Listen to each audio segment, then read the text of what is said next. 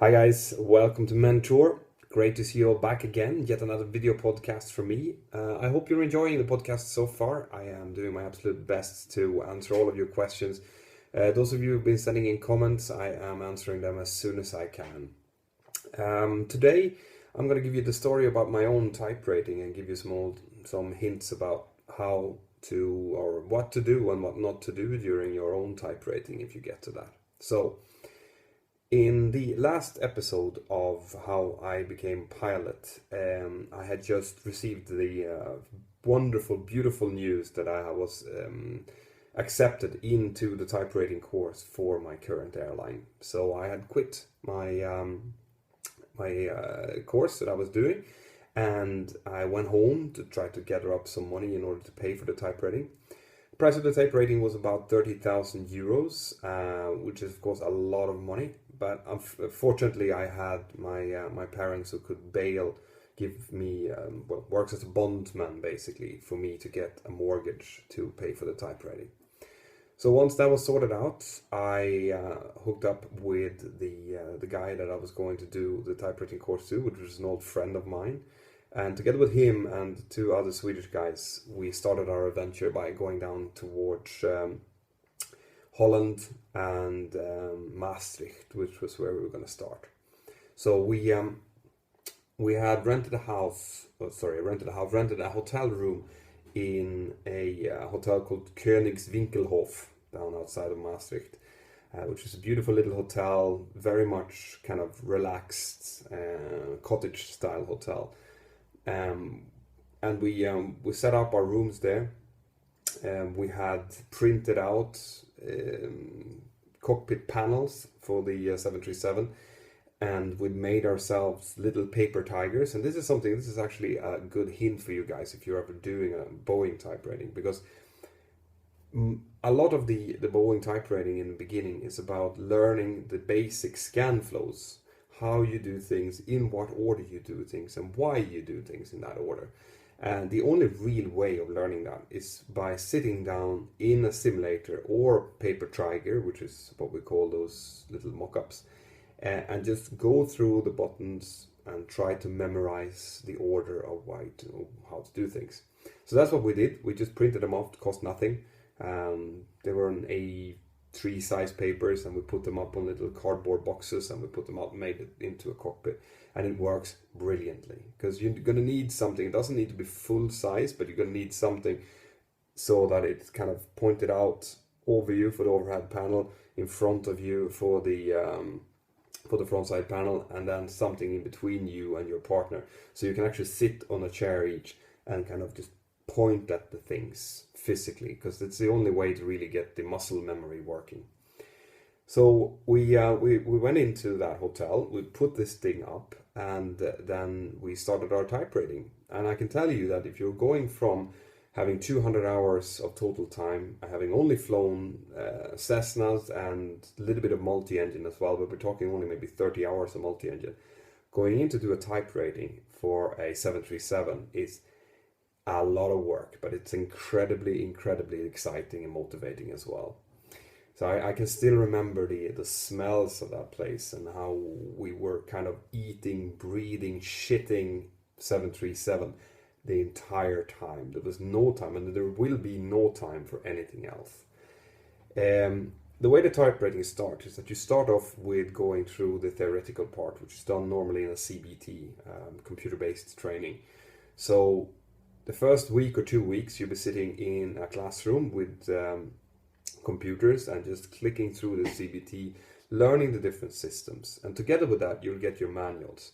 The manuals will give you a much more comprehensive brief. Like the CBT will give you an overview of how the systems works, but the manuals is where you will find the actual system descriptions that will give you everything from, the quantity of fuel, quantity of oil, anything that is detailed, while the CBT will just give you the overview picture of everything. And this is important to know as well, because if you sit down and you think that you will survive the technical test by only doing the CBT, you will be very, very disappointed. So that's what we did. During the CBT, we were studying day and night the manuals as well. And when we were getting bored of studying the manuals, the technical manuals, we were sitting down in the paper tiger and starting to practice the scan flows and practice the CRM bit. Because this is also very, very important. When you do your typewriting, make sure you get to know your typewriting partner.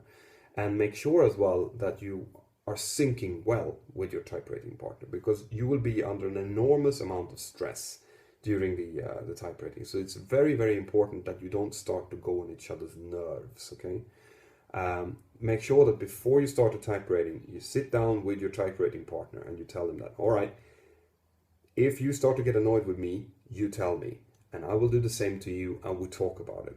Because believe you me, if you start to become annoyed with each other, it can be small things, but remember, when you're under pressure and you're getting more and more tired as the time goes on, it will build up, and at some point you guys will break, your CRM will break down, and that's not something. I've seen it a lot when I've been doing typeratings. Make sure that you are talking and have a good communication going with your other crew member.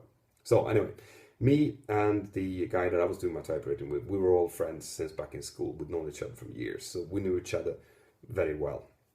The other guys that was doing the typewritings, the other Swedes that were doing the typewriting, they had some more issues. They didn't know each other from the beginning, and they weren't communicating very well. So we ended up having one of those other Swedes working with us, while the remaining, his crew member, his crew partner, was out doing something else. He wasn't as into the typewriting, and that was the source of friction already there. So one was studying a lot, the other one wasn't studying as much, and you can see how that could start to become a problem. So the thing I want you to remember from this is, first of all, the first bit of your typewriting, the CBT bit of the typewriting, feels like it's very relaxed. But really, that's the starting point for how you are going to do for the rest of your typewriting. So don't fall into the trap of sitting back, chilling, and thinking that the CBT is very relaxed and nice. But take that extra time you will have to read up so that you're a little bit further ahead. So you're far into your fixed base sessions or full flight sessions even, while you are early on in the CBT. But by saying that, I don't mean that you need to disregard the technical bit. The technical bit is very important, but you need to start studying for your fixed base part of the typewriting already there. Because after the CBT, when the fixed based sessions are starting, you will feel that your learning curve will just be increasing the incline all the time, and you won't have enough time between each session to start really kind of studying for the next session. You need to have done that since before. So make sure that you utilize your time fully during the fixed base part, the CBT part, so that during your fixed base you can start kind of reading in front of you for the full flight sessions as well. That way you will be staying one step ahead all the time, and you'll find that that is crucial for your success during your typewriting. So once we had done the CBT, it was time to fixed base, and fixed base is kind of what it sounds. It's in a simulator, but it's not moving. So during the fixed base part, depending on what kind of typewriting you're doing, it can be, we had I think almost 10 sessions fixed base. It can be only 3 if it's a generic typewriting. But it's where you are practicing scan flows. So there's no non-normals in the beginning of fixed base. It's only how to kind of fly an aircraft from the setup, then we go into the takeoff, then we go into the climb, cruise, descent, and landings, but only normal procedures, so nothing else. But as I said, the better prepared you are during that part, the easier that will be, and the more time you will have to focus on reading up for your next sessions and coming into the full flight. So we did a fixed base. It went well, but our friends, they were starting to struggle a little bit, which was sad to see. But that was mainly due to communication. So I want to re-emphasize that, guys. When you do your typewriting, make sure that you communicate well and that you're at the same wavelength as your partner, because it is very, very important. So we did the fixed base sessions. They went well for us, and once it was time for our full flight sessions, then we moved from Maastricht and up to Amsterdam, to Schiphol, where they had the full flight simulators. We moved into to an apartment block in central part of Amsterdam where it was reeking of marijuana and well, old students just chilling, hanging out, because this was during the summer, so it was during the summer vacation. But I've never seen that much rats in one place, and but it was, it's one of those things. The only time you spend in your hotel room is when you sleep, because the rest is at the school with your partner and training. Okay. But also, this is quite important, since it is very, very intense. Make sure that you take, at least a day off once in a while to just go out and let everything go. Get yourself some good food, listen to some nice music, because can become really intense otherwise. So we started our full flight, which is exactly what you want to do. Then the monster is starting to move, and during the full flights, it's initially all about handling, getting your takeoffs, getting your landings, getting crosswind takeoffs, all of that sorted. But as the full flight goes on, they start to introduce more and more failures. So QRH reading is really, really important. That's the quick reference handbook that contains all of the checklists on what to do when something goes wrong. And the full flight session, during the full flight part, it will be very intense. So from one session to the next, you're supposed to learn something entirely new. So it's really important that you have actually attained the knowledge from the previous session, because it needs to be utilized for the next session. So the type rating takes in total about 1.5 months or 2 months or so to do.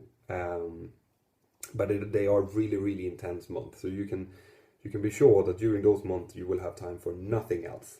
Nothing. It will only be your type rating during those months. So we went through our type rating. It went fairly well. You will always have a hiccup. You will always have what we call a training plateau, where everything is going great, and then you will have one session where suddenly nothing works. All right, don't be worried about that, because it happens to everyone. Just push your way through it, and it will work out fine. So eventually we came up to full flight 8, which was the time to get recommended for the skill test. We were recommended, and when the examiner from my current airline turned up, he wasn't prepared. He thought that he was going down to Amsterdam to just observe the session, and all of a sudden he was told that he had to do a skills test. So what we saw was this elderly gentleman, a really, really nice guy, but he was furious. He was just pacing up and down the corridors and screaming for someone to explain to him why no one had told him.